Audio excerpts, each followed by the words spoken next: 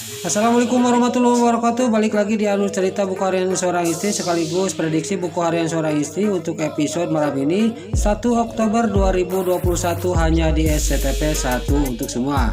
Di episode selanjutnya terlihat di sini Pasha sama si Priska mau melaksanakan pre-wedding di sebuah tempat dan ditemani oleh Tante Marlin. Lalu di sini si Priska juga dia akan menaik motor, dia akan melaksanakan pre-wedding. Dia sangat senang sekali dan dia juga akan bahagia dalam batinnya. Saya benar-benar sekarang jadi akan menikah sama Pasha. Tapi Pasha dia sambil bawa motor, dia bukan mikirin si Priska tapi memikirkan Lula. Lalu di sini motor yang bawa kamera di depan untuk ini pre-wedding ini, dia suruh menyambut tangannya si Priska yang dia minta dipegang. Pasha masih tetap dia memikirkan Lula. Tiba-tiba motor Pasha menabrak sebuah besi dan si Priska juga dia kagusur dan juga dia jatuh ketimpa motor dan akhirnya si Priska juga nampuyak dan terkapar pingsan. Ini mungkin karma buat si Priska. Lalu si Priska juga yang lagi terkapar pingsan, Tante Marlin juga sama ambulan juga mendekati si Priska yang terkapar pingsan. Lalu Tante Marlin juga ngomong kepada si Pasha, kamu harus cepat-cepat bawa ini ke rumah sakit si Priska, kata Tante Marlin. Singkat cerita si Priska juga dibawa ke rumah sakit dan sampailah ke rumah sakit. Lalu pas sampai ke rumah sakit, Tante Marlin dia suruh menelepon ke Pasha, nelpon Neratu.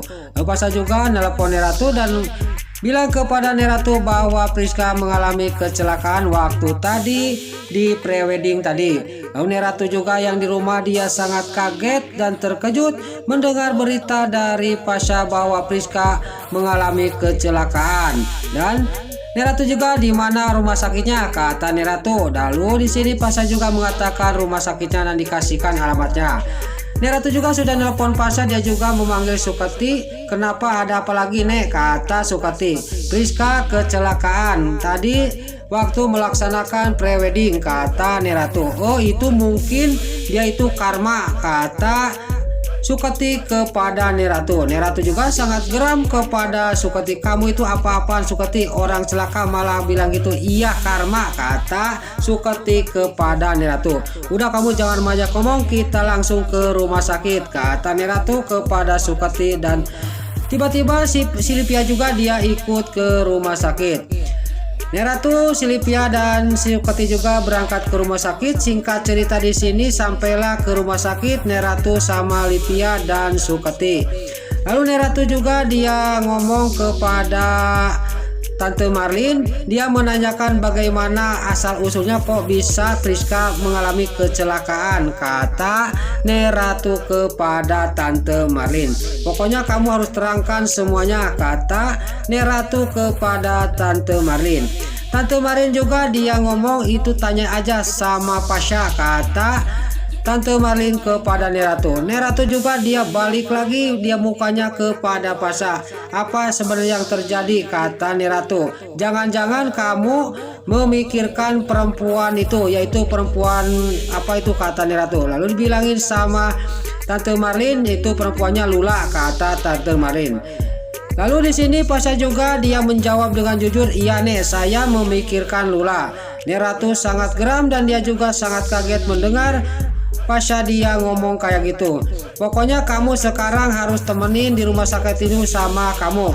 Priska itu orang baik, perempuan baik, kata Neratu sambil menunjuk ke si Priska. Tapi di sini Pasha dia menjawab, saya tidak bisa nih, saya banyak pekerjaan, kata Pasha. Kamu itu bukan cucu Buana, kalau kamu lepas dari tanggung jawab ini, kata Neratu kepada Pasha. Lalu Pasha juga dia menjawab lagi kepada Neratu, saya nggak apa-apa tidak jadi cucunya Buana juga, karena saya sudah bilang saya tidak mau menikah sama si Nurus Tunjung si Priska si muka dua, kata Pasha kepada Neratu. Neratu juga tidak bisa ngomong lagi. Lalu di sisi lain terlihat Bu Farah, Dewa, Nana dan si Dewi sampailah ke rumah. Dia sudah mencari kucingnya Pak Tito yang belum ketemu. Lalu di sini juga mereka juga pada istirahat.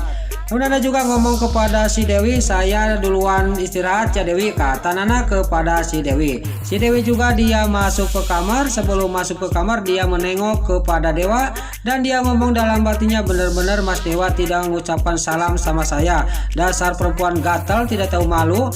Lalu si Dewi juga dia masuk ke kamar. Terlihat di kamarnya Dewa, Nana dia lagi dipijitin bokongnya karena si Junior dia kontraksi kesakit, udah jalan-jalan mencari kucingnya Patito. Nana juga dipijitin oleh Dewa. Gak lama kemudian Dewa Nana juga tidur. Lalu di sini pas Dewa Nana sudah tidur, Dewa dikagetkan dengan si Nurus Tunjung, si perempuan gatal masuk ke kamar Dewa. Dewa juga dia melotot dan ngomong dalam batinnya, benar-benar perempuan ini udah nekat, dia berani masuk ke kamar saya, kata batinnya Dewa. Dewa juga dia mau bangun, tiba-tiba mulutnya Dewa dikerewak, dibekuk sama si Nurus Tunjung, yaitu perempuan gatal. Ini mah kebalik, yang ngebekuk laki-laki adalah perempuan. Terus si Dewi juga dia mengeluarkan kertas, yaitu kertas palsu dia, supaya Dewa mengancam Dewa supaya dia mau dibawa keluar. Lalu Dewa juga di sini ngomong, benar-benar dia sudah nekat benar, saya diancam lagi dengan surat mesum yang palsu ini, kata Dewa. Lalu si Nurus Tunjung, si perempuan gatal juga ngasih kode kepada Dewa dan Dewa juga melihat wajahnya isinya yang lagi tidur. Dewa juga ngomong dalam batinnya, maafin saya nak, nanti kalau sudah pas waktunya saya akan terus terang kepada kamu, saya sudah tidak tahan merendam rahasia ini, kata Dewa sambil pergi dari kamarnya. Lalu pas dia pergi dari kamarnya, pas di tengah rumah di depan pintu kamarnya si si Dewi, dia ngomong dalam batinnya, kalau saya dibawa ke kamar dia, saya mendingan saya mati daripada saya masuk ke kamar dia, kata batinnya Dewa.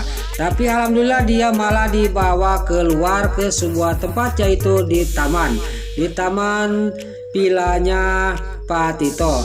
Lalu si Dewi juga dia ngomong kepada Dewa, ini acara untuk kita berdua, dinner kita, karena waktu dinner kemarin kamu tidak datang, kata Dewi kepada Dewa. Lalu Dewa juga sama si Dewi juga dia duduk di tempat yang sudah disediain.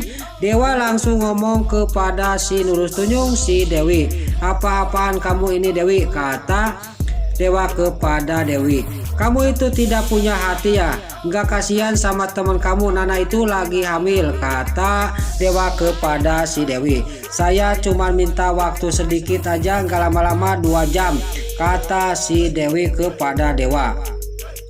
Sontak di sini Dewa juga sangat geram kepada si Dewi. 2 jam itu bukan waktu sedikit. Daripada 2 jam dipakai waktu sama kamu, saya mending sama istri saya. Saya mau pergi dari sini sekarang juga. Untuk apa ngelaksakan kayak gini? Saya itu mendingan sama istri saya di kamar, kata Dewa sambil pergi meninggalkan si Nurus Tunjung. Lalu si Dewi juga dia pergi ke kamar sambil mewek. Pas ke kamar dia segala ditendang sama si Dewi. Gak lama kemudian si Dewi juga mewek di juru yang koyot sambil jejeritan sambil mewek karena sedih Dewa tidak menemani dinernya. Nah itulah alur cerita buku harian seorang istri sekaligus prediksi buku harian seorang istri untuk episode malam ini 1 Oktober 2021 hanya di SCTV 1 untuk semua. Sebelum Mimin pamit, bagi dulur-dulur, mama, tante-tante, bunda-bunda dimanapun anda berada yang baru bergabung dengan channel ini, jangan lupa tekan tombol like, komennya, dan subscribe-nya. Dan jangan lupa nyalakan lonceng notifikasinya juga ya guys. Sebelum Mimin pamit, Mimin mohon maaf kalau ada salah-salah kata dan kata-kata Mimin balelor karena Mimin geus ngabudah. Mimin mohon maaf. Sekarang Mimin pamit. Wassalamualaikum warahmatullahi wabarakatuh. Salam sehat selalu dimanapun anda berada. Terima kasih.